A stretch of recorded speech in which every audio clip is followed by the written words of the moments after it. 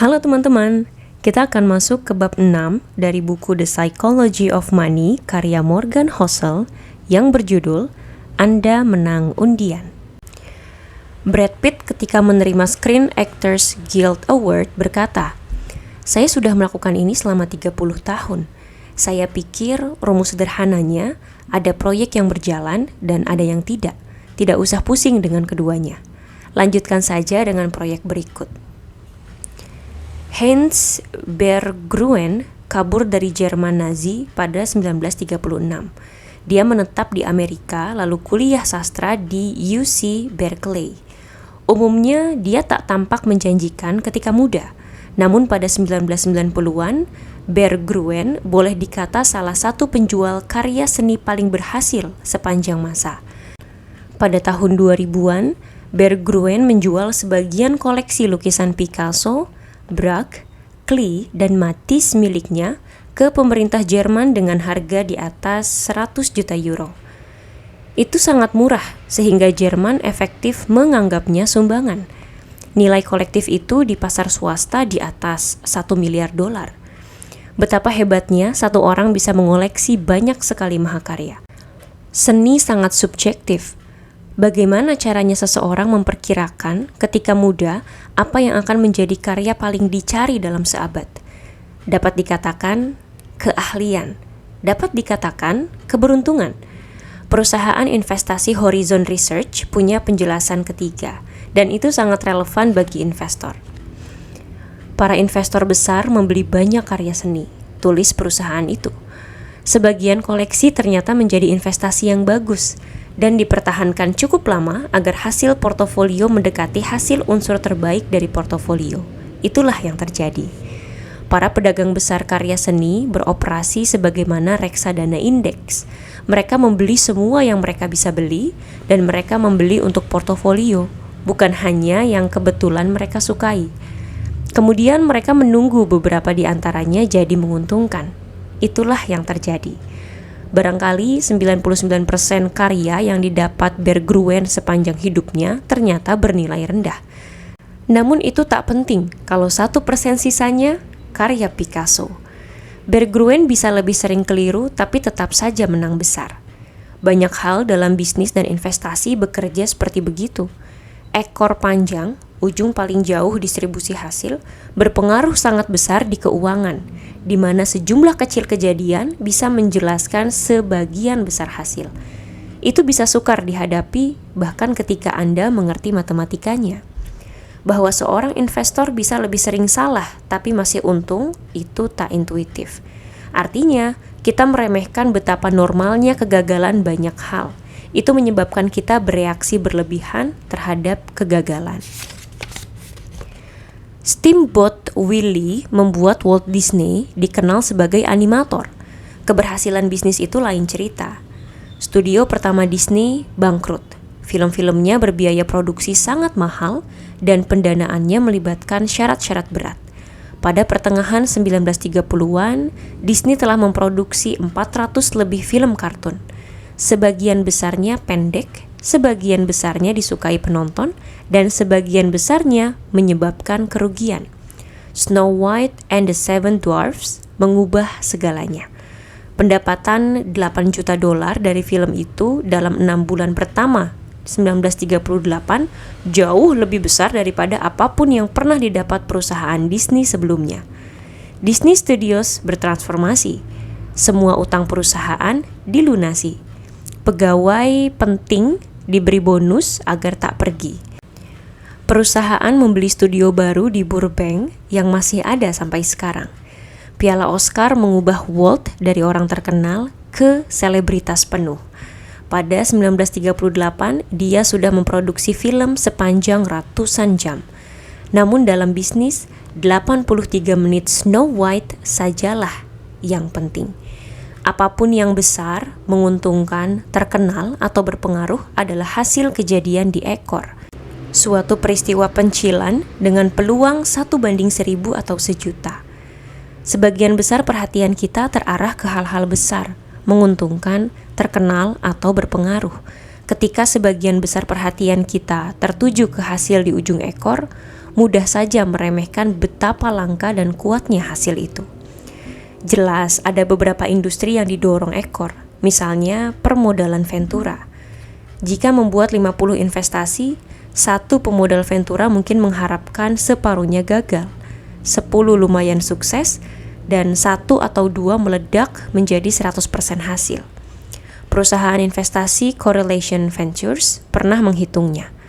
Dari 21.000 lebih pendanaan ventura dari 2004 ke 2014, 65%-nya rugi. 2,5% investasi memberi keuntungan 10-20 kali lipat. 1% memberikan keuntungan di atas 20 kali lipat. 0,5% sekitar 100 perusahaan dari 21.000 mendapat 50 kali lipat atau lebih. Itulah sumber mayoritas hasil di industri permodalan ventura. Anda boleh jadi berpikir bahwa itulah yang membuat permodalan ventura sangat berisiko. Siapapun yang berinvestasi di modal ventura tahu resikonya. Sebagian besar perusahaan rintisan gagal dan dunia hanya cukup baik bagi segelintir yang sangat sukses. Jika Anda ingin hasil lebih aman, bisa diprediksi dan lebih stabil, Anda berinvestasi di perusahaan publik besar. Begitulah yang Anda pikir.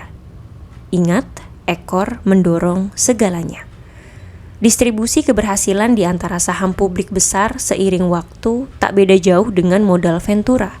Sebagian besar perusahaan publik tak menguntungkan, beberapa lumayan, dan segelintir menjadi pemenang besar yang menjelaskan sebagian besar hasil di bursa saham.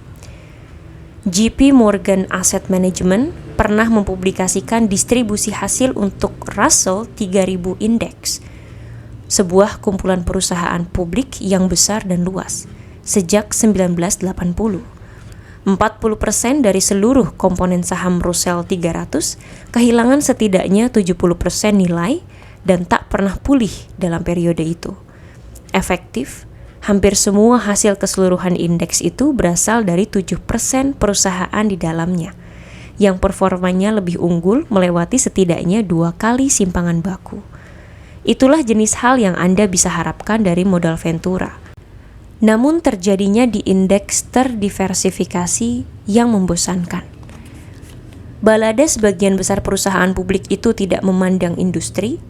Lebih daripada separuh di antara semua perusahaan teknologi dan telekomunikasi publik kehilangan sebagian besar nilai dan tak pernah pulih. Di antara perusahaan pelayanan publik pun tingkat kegagalan di atas 1/10. Ada sebuah grafik batang tentang persentase perusahaan yang mengalami rugi katastrofik dari tahun 1980 sampai 2014. Perusahaan teknologi sebesar 57%, telekomunikasi 51%, energi 47%, produk bukan kebutuhan pokok 43%, layanan kesehatan 42%, industrial 35%, bahan baku 34%, produk kebutuhan pokok 26%, keuangan 25%, pelayanan publik 13%. Menariknya, suatu perusahaan harus punya tingkat keberhasilan tertentu untuk menjadi perusahaan publik dan termasuk Russell 3000. Perusahaan-perusahaan di dalamnya mapan, bukan perusahaan rintisan kemarin sore. Meski begitu, sebagian besar umurnya dalam hitungan tahun, bukan generasi. Ambil contoh satu perusahaan, Carolco, mantan anggota Russell 3000 Index. Carolco memproduksi beberapa film paling terkenal pada 1980-an dan 1990-an, termasuk 3 film Rambo pertama, Terminator 2, Basic Instinct, dan Total Recall. Carolco go public pada 1987. Perusahaan itu sukses besar, mengeluarkan hit demi hit. Omsetnya mencapai $500 miliar pada 1991. Dengan kapitalisasi pasar $400 juta, jumlah besar dulu terutama untuk studio film. Kemudian Carolco ambruk. Film laris tak muncul lagi. Beberapa proyek berbiaya besar gagal dan menjelang pertengahan 1990-an, Carolco tinggal sejarah. Carolco bangkrut pada 1996, sahamnya jadi 0, wassalam, rugi katastrofik, dan 4 dari setiap 10 perusahaan publik akan mengalami hal yang sama. Kisah Carolco bukan layak disampaikan karena unik, melainkan karena lazim. Bagian paling penting ceritanya adalah Russell 3000 naik melebihi 73 kali lipat sejak 1980. Itu hasil yang spektakuler. Itulah keberhasilan. 40% perusahaan di indeks itu gagal, namun 7% komponen yang berperforma sangat bagus sudah cukup untuk mengimbangi yang gagal, seperti Hans Berggruen, tapi dengan Microsoft dan Walmart, bukan Picasso dan Matisse. Bukan hanya beberapa perusahaan yang menyebabkan sebagian besar hasil pasar, di antara perusahaan-perusahaan itu ada lebih banyak peristiwa ekor. Pada 2018, Amazon mendorong 6% hasil S&P 500, dan pertumbuhan Amazon hampir sepenuhnya disebabkan Prime dan Amazon Web Services yang merupakan peristiwa ekor di perusahaan yang telah mencoba ratusan produk, dari wire phone sampai biro perjalanan. Apple bertanggung jawab atas hampir 7% hasil indeks itu pada 2018, dan pendorong utamanya adalah iPhone, yang di dunia produk teknologi adalah ujung ekor. Siapa yang bekerja di perusahaan-perusahaan itu? Tingkat penerimaan pegawai Google adalah 0,2%. Di Facebook 0,1%, Apple 2%. Orang-orang yang bekerja di proyek-proyek ekor dan mendorong hasil ekor memiliki karir di ekor. Gagasan bahwa sebagian kecil hal menyebabkan sebagian besar hasil bukan hanya berlaku bagi perusahaan di portofolio investasi Anda. Itu juga bagian penting perilaku Anda sendiri sebagai investor. Definisi jenius militer menurut Napoleon adalah orang yang bisa melakukan hal biasa ketika semua orang di sekelilingnya jadi gila. Sama saja dengan investasi. Sebagian besar nasihat finansial adalah mengenai hari ini. Apa yang harus Anda lakukan sekarang dan saham apa yang tampak cocok dibeli hari ini. Namun biasanya hari ini tak sepenting itu. Sepanjang hidup Anda sebagai investor, keputusan-keputusan yang Anda buat hari ini atau besok atau minggu depan tidak akan berpengaruh sebesar apa yang Anda lakukan pada segelintir hari. Barangkali 1% dari semuanya atau kurang, ketika semua orang lain di sekeliling Anda jadi gila. Pertimbangkan apa yang bakal terjadi jika Anda menabung $1 per bulan dari 1900 sampai 2018. Anda dapat menginvestasikan $1 itu ke bursa saham AS setiap bulan, apapun keadaannya. Tak peduli para ahli ekonomi berteriak soal resesi yang akan datang atau pasar lesu. Anda terus berinvestasi. Mari kita sebut nama investor yang melakukan itu Sue. Namun barangkali investasi dalam masa resesi terlalu menakutkan. Jadi barangkali Anda menginvestasikan $1 di bursa saham ketika ekonomi tidak sedang resesi. Menjual semuanya kalau resesi, lalu memegang uang kas. Dan menginvestasikan lagi semuanya ke bursa saham ketika resesi berakhir. Kita akan menyebut nama investor yang melakukan itu Jim. Atau barangkali perlu resesi beberapa bulan sampai Anda ketakutan. Kemudian perlu beberapa lama untuk mendapat kepercayaan diri lagi sebelum kembali ke bursa saham. Anda berinvestasi $1 di saham ketika ada resesi, menjual 6 bulan sesudah resesi bermula, dan kembali berinvestasi 6 bulan sesudah resesi berakhir. Mari kita sebut Anda Tom. Berapa banyak uang yang akan didapat para investor itu akhirnya? Sue mendapat $435.551, Jim mendapat $257.386, dan Tom mendapat $234.467. Sue menang. Ada 1428 bulan antara 1900 dan 2019. Dalam di atas 300 diantaranya terjadi resesi. Jadi dengan tetap tenang selama 22% bulan ketika ekonomi sedang ada dalam resesi atau dekat resesi, Sue akhirnya mendapat uang hampir 3/4 kali lebih banyak daripada Jim atau Tom. Contoh yang lebih baru, bagaimana Anda berperilaku sebagai investor selama beberapa bulan pada akhir 2008 dan awal 2009 mungkin akan lebih berdampak dalam hasil sepanjang hidup Anda daripada segala yang Anda lakukan dari 2000 sampai 2008. Ada pepatah lama di kalangan pilot bahwa pekerjaan mereka adalah berjam-jam bosan di sela beberapa menit mengerikan. Sama saja di investasi. Keberhasilan Anda sebagai investor akan ditentukan oleh bagaimana Anda menanggapi beberapa momen mengerikan, bukan bertahun-tahun yang dihabiskan dengan lancar. Definisi bagus jenius investasi adalah orang yang bisa melakukan hal biasa ketika semua di sekelilingnya jadi gila. Ekor mendorong segalanya. Bila Anda menerima sebuah ekor mendorong segalanya di bisnis, investasi, dan keuangan, Anda akan menyadari bahwa kalau banyak hal keliru, patah, gagal, dan jatuh, itu normal. Jika Anda memilih saham dengan baik, Anda akan benar paling-paling separuh di antara semuanya. Jika Anda pemimpin bisnis yang baik, barangkali separuh produk dan gagasan strategi Anda ampuh. Jika Anda investor yang baik, sebagian besar tahun akan baik-baik saja dan banyak yang akan buruk. Jika Anda pekerja yang baik, Anda akan menemukan perusahaan yang tepat di bidang yang tepat sesudah beberapa percobaan. Itu jika Anda cukup baik. Peter Lynch ialah salah seorang investor terhebat zaman kita. Dia pernah berkata, jika Anda hebat di bisnis ini, Anda benar 6 kali dari 10. Ada bidang-bidang di mana kita harus sempurna setiap kali. Contohnya menerbangkan pesawat. Kemudian ada bidang-bidang di mana kita ingin setidaknya hampir selalu cukup bagus. Juru masak restoran, katakanlah.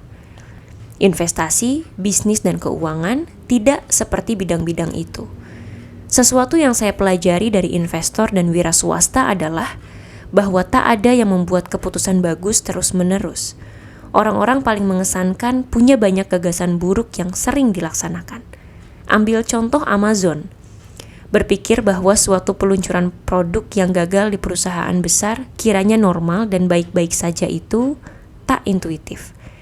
Secara intuitif, Anda akan berpikir CEO-nya harus minta maaf ke pemegang saham. Namun, CEO Jeff Bezos berkata tak lama sesudah peluncuran Fire Phone Amazon yang ujungnya buntung. Anda pikir itu kegagalan besar? Kami sedang menggarap kegagalan-kegagalan yang lebih besar sekarang. Saya tidak bercanda. Beberapa akan membuat Fire Phone tampak seperti hanya tersandung sedikit. Amazon oke-oke saja kalau kehilangan banyak uang di Fire Phone, karena itu akan diimbangi oleh sesuatu seperti Amazon Web Services yang mendapat puluhan miliar dolar. Ekor menyelamatkan. CEO Netflix Reed Hastings pernah menyatakan bahwa perusahaannya membatalkan beberapa produksi yang berbiaya besar. Dia berkata, rasio hit kami terlalu tinggi sekarang. Saya selalu mendorong tim konten. Kami harus mengambil risiko lebih banyak, harus mencoba lebih banyak hal gila, karena seharusnya jumlah yang dibatalkan lebih banyak lagi. Itu bukan delusi atau kegagalan bertanggung jawab, melainkan pengakuan cerdas atas cara ekor mendorong keberhasilan. Bagi setiap Amazon Prime atau Orange is the New Black, Anda tahu pasti akan ada banyak proyek lain yang gagal. Sebagian alasannya itu tak intuitif adalah karena di sebagian besar bidang, kita hanya melihat produk yang selesai, bukan banyak kegagalan yang mengarah ke produk sukses di ekor. Chris Rock yang saya tonton di TV sangat lucu, sempurna. Chris Rock yang tampil di lusinan klub kecil setiap tahun biasa saja. Itu memang sengaja. Tak ada jenius komedi yang cukup pintar untuk selalu tahu lelucon apa yang akan ampuh. Tiap pelawak hebat menguji bahannya di klub kecil sebelum menggunakannya di acara besar. Rock pernah ditanya apa dia kangen klub kecil. Dia menjawab, Kalau saya memulai tur, saya tidak mulai di arena besar. Sebelum tur berakhir, saya tampil di satu tempat di New Brunswick, namanya Stress Factory. Saya tampil sekitar 40-50 kali untuk persiapan tur. Satu koran menampilkan sesi-sesi klub kecil itu. Artikelnya menjabarkan bagaimana Rock membaca catatan berlembar-lembar dan kesulitan menyampaikan bahannya. Saya akan perlu potong beberapa candaannya, katanya di tengah penampilan. Lelucon hebat yang saya tonton di Netflix adalah ekor yang menonjol di antara ratusan upaya. Hal yang sama terjadi di investasi. Mudah saja mencari tahu jumlah harta Warren Buffett atau keuntungan investasi rata-rata tahunannya, atau bahkan investasinya yang terbaik dan paling diingat. Semuanya terbuka dan dibicarakan orang. Lebih sukar meneliti semua investasi yang telah Buffett lakukan sepanjang karirnya.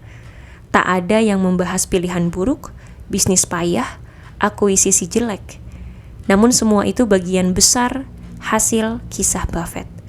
Semuanya termasuk sisi lain, hasil yang didorong ekor. Di rapat umum pemegang saham Berkshire Hathaway 2013, Warren Buffett berkata dia sudah memiliki 400-500 saham sepanjang hidupnya dan mendapat sebagian besar uang dari 10 saja.